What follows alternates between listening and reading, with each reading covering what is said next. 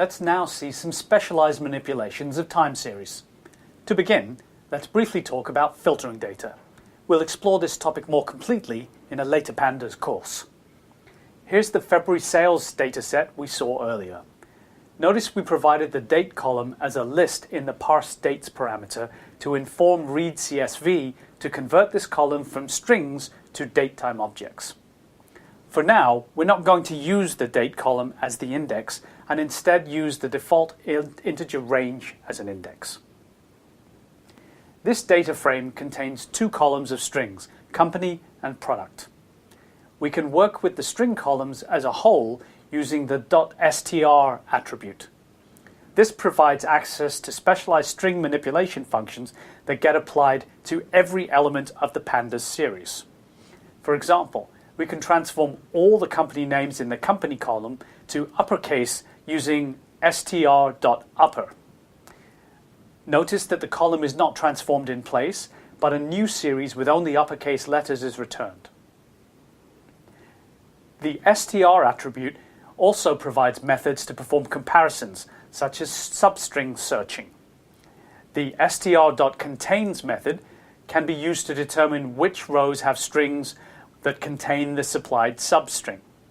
For example, we can search the substring where in the product column to find all of the rows that are hardware or software. Pay special attention to the fact that str.contains returns a new series of the same length as the original, but with the value true wherever the substring was found and false elsewhere. In Python, the value true is represented as 1 and false as 0. This means we can add true and false values as integers. We can exploit this feature along with string.contains to determine the number of individual sales of hardware and software products by calling .sum. This command informs us that there were 14 rows where the str.contains condition returned true. Similar to the .str attribute, the .dt attribute is used for specialized datetime transformations.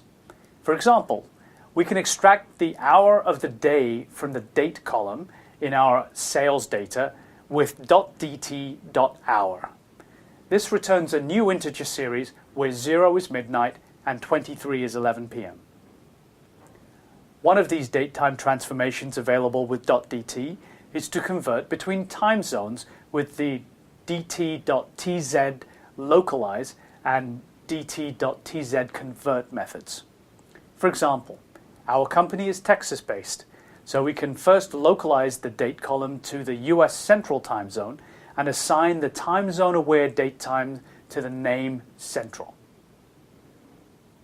We can convert the Central series to US Eastern Times with dt.tz convert.